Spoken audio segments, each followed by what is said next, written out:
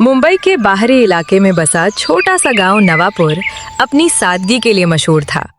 लेकिन वहां एक ढाबा ऐसा था जिसकी चर्चा हर तरफ होती थी। उस ढाबे का नाम था मुंबई चिकन कॉर्नर और उसका मालिक था रमेश, जो जितना अमीर था उतना ही लालची और घमंडी भी। एक दिन शाम को ढाबे पर हमेशा की तरह भीड़ लगी हुई थी। तभी एक बूढ़ा आदमी खाना खाकर पैसे देने लगा और बोला, रमेश बेटा, आज 50 रुपए कम है, कल दे दूंगा। रमेश गुस्से से चिल्लाया, मेरे यहाँ उधार नहीं चलता, पैसे नहीं है तो खाना क्यों खाया? बूढ़ा आदमी दुखी होकर बोला, एक दिन तेरे इसी लालच की वजह से तेरा ढाबा बंद होगा। रमेश ने उसे धक्का देकर बाहर निकाल दिया। गांव वाले सब देखते रहे, लेकिन कोई कुछ नहीं बोला, क्योंकि पूरे गांव में वही एक बड़ा ढाबा था। उसी रात बिहार के छोटे से गांव से अर्जुन और उसकी पत्नी मीरा काम की तलाश में नवापुर पहुंचे। उनके गांव में सूखे की वजह से खेती चौपट हो चुकी थी। दोनों ने गांव के चौपाल पर बैठे लोगों से प्रधान हरि नारायण का घर पूछा।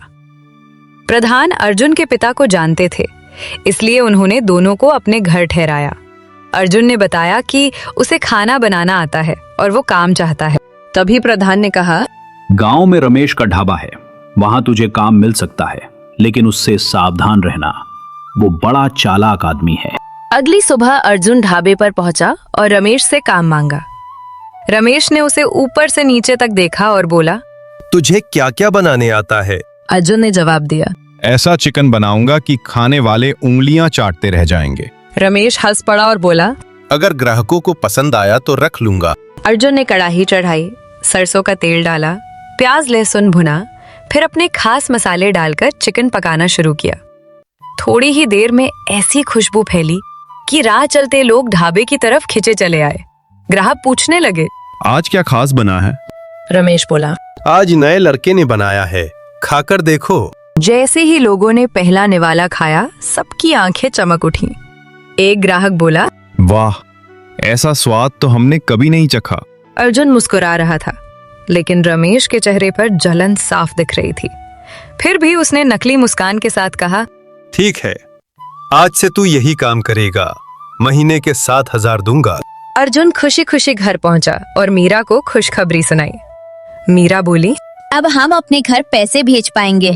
अर्जुन ने भी राहत की सांस ली, लेकिन उसे क्या पता था कि जिस ढाबे में उसने कदम रखा है, वहीं से उसकी जिंदगी का सबसे खतरनाक खेल शुरू होने वाला था। क्योंकि रमेश को अर्जुन की तारीफ बिल्कुल पसंद नहीं आई थी और उसी रात उसने मन ही मन एक ऐसी साजिश रची जो अर्जुन की पूरी दुनिया हिला देने वाली थी। अगले दिन सुबह सुबह ही अर्जुन ढाबे पर पहुंच गया। उसने हमेशा की तरह ताज़ा चिकन, मसाले और अपनी खास बिहारी शैली से खाना बनाना शुरू कर दिया। कुछ ही देर में ढाबे के बाहर ग्राहकों की लंबी लाइन लग गई। लोग एक दूसरे से कह रहे थे, जल्दी करो, आज अर्जुन वाला चिकन खत्म हो गया तो फिर मौका नहीं मिलेगा। रमेश ये सब देखकर अंदर ही अंदर जल रहा था। पहले उसके ढाबे पर दिन भर में मुश्किल से 10-15 ग्राहक आते थे, लेकिन अब अर्जुन की वजह से सुबह से रात तक भीड़ लगी रहती थी।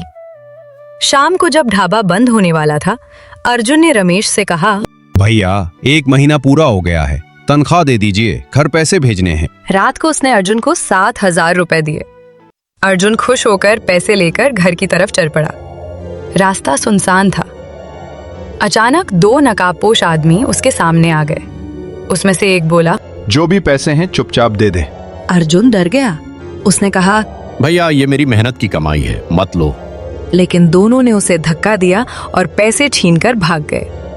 अर्जुन घायल हालत में घर पहुंचा। मीरा ने उसे देखा तो घबरा गई। उसने सारी बात मीरा को बताई और मीरा बोली, ये मुझे साधारण चोरी नहीं लगती। किसी को पहले से पता था कि तुम्हारे पास पैसे हैं। अगले दिन अर्जुन ने प्रधान हरि नारायण को सब बताया। प्रधान ने कुछ पैसे उधार दिए और कहा, सावधान रहना बेटा, मुझे कुछ गड़बड़ लग रही है। अर्जुन फिर ढाबे पर पहुंचा और रमेश ने बनावटी चिंता दिखाते हुए पूछा, अरे सुना तेरे पैसे चोरी हो गए, बड़ा बुरा हुआ। अर्जुन ने उसकी आंखों में देखा, जैसे कुछ समझने की कोशिश कर रहा हो। अगले कुछ हफ्तों तक सब ठीक चलता रहा। अर्जुन का चिकन गांव में और मशहूर हो गया। लोग रमेश से ज्यादा अर्जुन की तारीफ करते। रमेश ये सब सह नहीं पा रहा था। महीने के अंत में अर्जुन ने फिर तनख्वाह मांगी। रमेश ने पैसे दिए और कहा, इस बार संभाल कर जाना। अर्जुन जैसे ही घर की ओर निकला, वही 2 नकाबपोश फिर सामने आ गए। इस बार उन्होंने अर्जुन का नाम लेकर कहा, जल्दी पैसे दे अर्जुन। ये सुनते ही अर्जुन चौंक गया। उसने पैसे दे दिए, लेकिन अब उसका शक पक्का हो चुका था। घर पहुंचकर उसने मीरा को सब बताया। मीरा बोली, अगर उन्हें तुम्हारा नाम पता है तो जरूर कोई अपना ही उन्हें भेज रहा है, और यहाँ तुम्हारे पैसों की खबर सिर्फ एक आदमी को होती है, यानी कि रमेश को। अर्जुन ने मुट्ठी भींच ली। अब उसे सच जानना था। उसने तय कर लिया कि अगली बार वो ऐसा जाल बिछाएगा जिसमें असली चोर खुद फंस जाएगा। उस रात अर्जुन और मीरा देर तक जागते रहे। दोनों सोचते रहे कि रमेश की चालाकी को कैसे पकड़ा जाए। तभी मीरा के दिमाग में एक योजना आई। उसने कहा, इस बार तनख्वाह के पैसों पर मैं लाल रंग की ऐसी स्याही लगा दूंगी जो हाथों से जल्दी नहीं छूटेगी। अगर चोरी करवाने के पीछे रमेश है तो सबूत खुद उसके हाथों पर दिख जाएगा। अर्जुन को ये योजना पसंद आई। अगले दिन वो हमेशा की तरह ढाबे पर पहुंचा। रमेश आज कुछ ज्यादा ही खुश दिखाई दे रहा था। वो बार बार पूछ रहा था, क्यों अर्जुन, इस महीने पैसे घर भेजने हैं ना? अर्जुन मुस्कुराकर बोला, हाँ भैया, आज ही भेज दूंगा। शाम को ढाबा बंद होने के बाद रमेश ने उसे 8,000 रुपए दिए और कहा, आराम से घर जाना। अर्जुन पैसे लेकर निकला और जानबूझकर उसी सुनसान रास्ते से जाने लगा जहां पहले दोनों चोर मिलते थे। थोड़ी दूर जाते ही वही दोनों नकाबपोश सामने आ गए। एक बोला, फिर मिल गए अर्जुन, जल्दी पैसे दे। अर्जुन ने बिना विरोध किए पैसे उनके हवाले कर दिए और चुपचाप घर लौट आया। इस बार उसके चेहरे पर डर नहीं बल्कि हल्की मुस्कान थी। अगले दिन सुबह सुबह रमेश प्रधान हरि नारायण को लेकर अर्जुन के घर पहुंच गया। रमेश जोर जोर से चिल्ला रहा था, प्रधान जी, यही चोर है। हर महीने ढाबे का पैसा खुद रख लेता है और झूठ बोलता है कि चोरी हो गई। गांव वालों को भी अर्जुन के घर पर बुलाया गया। वहां रमेश पूरे आत्मविश्वास से बोला, मैंने इसे भरोसा करके काम दिया और इसने मुझे धोखा दिया। प्रधान ने अर्जुन की तरफ देखा और पूछा, क्या तुम्हारे पास अपनी बेगुनाही का कोई सबूत है? अर्जुन शांत खड़ा रहा। फिर उसने धीरे से कहा, हाँ प्रधान जी, सबूत है और चोर भी यहीं मौजूद है। ये सुनकर पूरा गांव हैरान रह गया। रमेश हंसते हुए बोला, कहाँ है चोर? अर्जुन ने कहा। बस रमेश भैया, अपने दोनों हाथ सबको दिखा दो। रमेश घबरा गया। उसके चेहरे का रंग उड़ गया। प्रधान ने सख्ती से कहा, हाथ आगे करो रमेश। जैसे ही रमेश ने हाथ आगे बढ़ाए, सब दंग रह गए। उसके दोनों हाथों पर गहरा लाल रंग लगा हुआ था। गांव वालों में फुसफुसाहट शुरू हो गई। अर्जुन बोला, कल रात जिन पैसों पर मीरा ने खास स्याही लगाई थी, वही पैसे तुम्हारे पास पहुंचे हैं। अब सच सबके सामने है। रमेश बुरी तरह कांपने लगा, लेकिन अभी असली खुलासा बाकी था, क्योंकि तभी पंचायत में 2 नकाबपोश लोगों को पकड़ कर लाया गया और उन्हें देखकर रमेश के होश उड़ गए। जैसे ही उन दोनों नकाबपोशों को पंचायत में लाया गया, पूरे गांव में सन्नाटा छा गया। प्रधान हरि नारायण ने सख्त आवाज में पूछा, बताओ, तुम दोनों कौन हो और अर्जुन के पैसे क्यों लूटते थे? दोनों डर के मारे कांप रहे थे।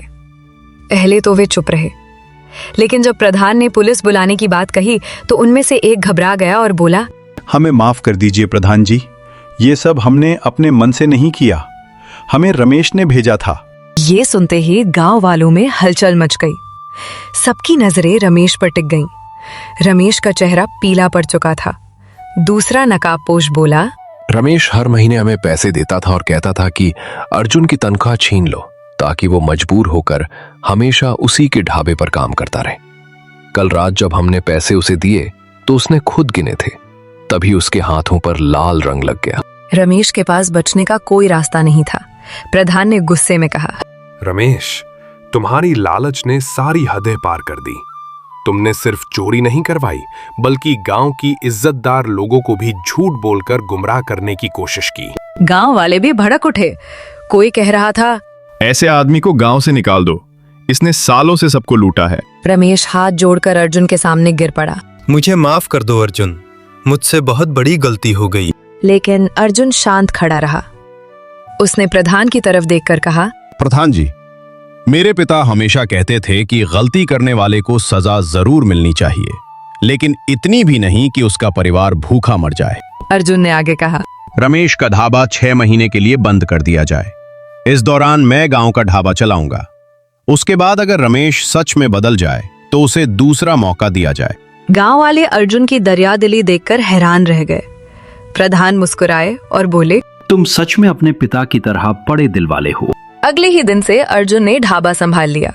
उसने ढाबे का नाम बदलकर अर्जुन स्पेशल चिकन हाउस रख दिया। उसके बिहारी स्टाइल चिकन और दाल भात की खुशबू दूर दूर तक फैलने लगी। लोग घंटों लाइन में लगकर खाना खाने आते। मीरा हिसाब किताब संभालती और दोनों मिलकर खूब मेहनत करते। 6 महीने बाद उन्होंने इतना पैसा कमा लिया कि अपने गांव लौटकर नया होटल खोल सके। जाते समय रमेश खुद अर्जुन को छोड़ने आया। उसकी आंखों में पछतावा था। उसने कहा, तुमने मुझे इंसानियत का असली मतलब सिखाया। अर्जुन मुस्कुराकर बोला, दूसरों का हक मारकर कमाया पैसा कभी बरकत नहीं देता। इतना कहकर अर्जुन और मीरा अपने गांव लौट गए। आज भी नवापुर के लोग जब स्वादिष्ट चिकन खाते हैं तो अर्जुन की ईमानदारी और रमेश की लालच की कहानी जरूर याद करते हैं। ये कहानी अच्छी लगी तो शेयर करो, लाइक करो और सब्सक्राइब करना मत भूलो।